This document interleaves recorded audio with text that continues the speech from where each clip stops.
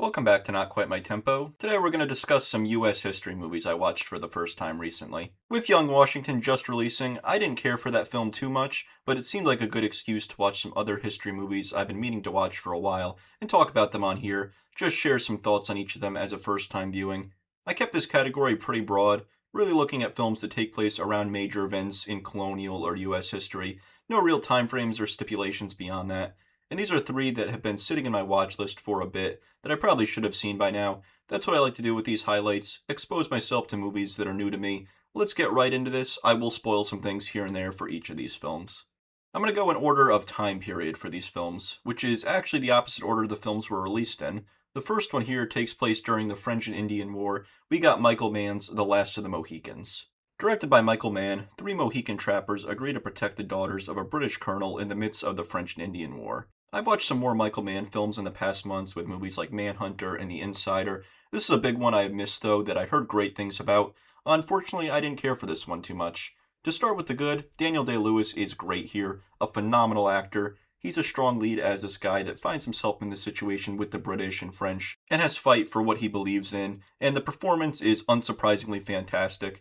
The movie also has a sort of epic adventure vibe with the production and score, the landscapes of North America and these beautiful forests, bodies of water. It's a visually stunning setting for the film. The cinematography and lighting are also gorgeous in the nighttime shots, the fire lighting up these massive battlefield sequences, capturing the beauty of these lands while also having this horrible violence occur on them. And with some of the action, the battles are dynamic with the muskets, the melee combat, some chases like the boat escape later in the film. And Randy Edelman and Trevor Jones's score is so epic and powerful, it makes this movie have a lot of excitement to it at points. Unfortunately, there weren't a lot of points where I felt really captivated by this film. I just couldn't get into the story too much. Maybe French and Indian War films don't do it for me. I think that's a little quick to say at this point, but that conflict with the British and the French being the backdrop of this didn't draw me in, and the more specific conflict of Daniel Day-Lewis's character protecting the daughters of the colonel, and that romance there didn't draw me in too much either. The romance wasn't very believable for me. It felt very rushed and underdeveloped, and as that is what he's fighting for a lot of the film, that really hurt things for me at getting invested. A lot of the side characters here, like Hawkeye's sort of family, some of the soldier characters, there's a lack of development there that makes a lot of characters that have important things they do in the story still feel like they fall into the background a lot.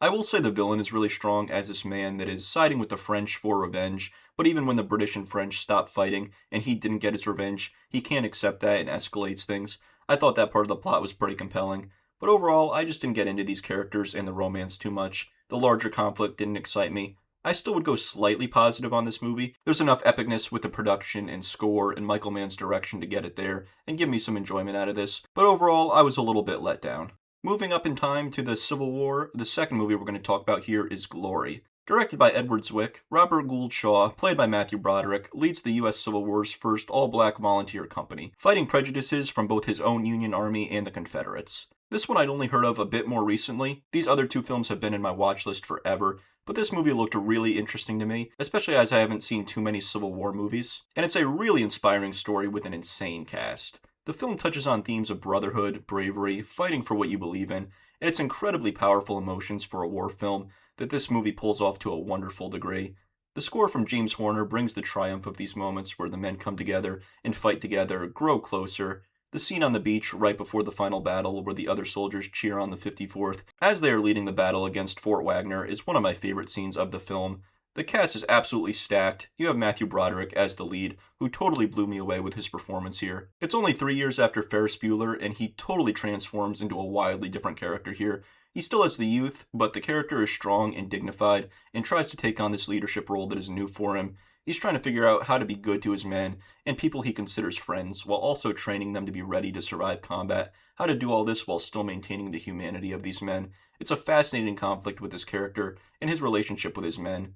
Broderick's performance went a long way to pulling off the complexity of this man, what he believes, how he's trying to put that into action, some fear that is driving his actions, but also capability and strength. Denzel Washington's performance here is tremendous as well. His character can be very abrasive and tough on his fellow soldiers. He has some hatefulness himself that he's working through, and feels like the black regiment will never be considered equal to white men. There's some validity to what he's saying, but the way he goes about it in insulting and belittling his fellow soldiers gives the character such an interesting arc. You have Morgan Freeman as the man that really challenges him on what he's doing, how limiting and demeaning his attitude is. That dialogue scene between the two of them where this all really comes out is also one of the best scenes of the film for me.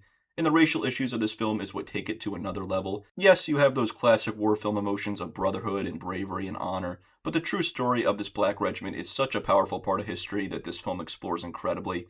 You see the racism on both sides of the war, the Union soldiers and the Confederates, how dismissed and mistreated these men were compared to the white soldiers, the fact that it even took so long for black soldiers to be allowed to fight in a war where slavery was a key issue. The scene where their pay is lowered because of their race and the fight back they show is such a moving scene. Seeing these men come together eager to fight, ready to lay down their lives so black people after them might be free. There's so much to that aspect of the story to get invested in as well. There's a great sense of satisfaction seeing the men grow closer, seeing them grow their skills and confidence as soldiers. The scene where they're hanging out, singing the night before the battle says so much about this bond they formed. The film has a beautiful balance of these epic war moments with these quieter moments of their regiment together, knowing that they could die, but doing it for something they believe in with their brothers. The battle sequences and production design of this film are tremendous as well. The battles have a great mix of shoulder-to-shoulder shooting, but then when the charge happens, you get some close-range shooting, some melee combat with the muskets. The choreography and detail of these battles is on point. I love the use of smoke to create some chaos and tension here without making the events impossible to follow. The Battle of Fort Wagner at the end is such a massive sequence. The cinematography of this film is beautiful as well. The sound design for the gunshots and explosions really pop. This is a film I found really moving, as a war film and as a story of racism and hatred, overcoming the odds and others' dismissal and belittling of you to be able to fight for what you believe. The cast is sensational. If you haven't seen Glory, I honestly don't hear this one talked about nearly as much as I think it should. It's an excellent film. The third film I'm going to talk about here takes us to the 1970s with the Watergate scandal and President Nixon's resignation. We're talking about All the President's Men. Directed by Alan J. Pakula, the Washington Post reporters Bob Woodward and Carl Bernstein, played by Robert Redford and Dustin Hoffman, uncover the details of the Watergate scandal that leads to President Richard Nixon's resignation. This one had been in my watch list forever. I have finally watched it though. It's a really great historical film that works more in the political thriller genre as well. The highlight of the film is the two leads of Robert Redford and Dustin Hoffman, Woodward and Bernstein, the two reporters that really took on this story and conducted all this research that led to ultimately a president resigning because of what they uncovered. It's a fascinating story that shows the power of journalism, how having people out there that are asking these questions, looking through these documents, interviewing hundreds of people, hitting brick walls, trying to figure out what you really have here.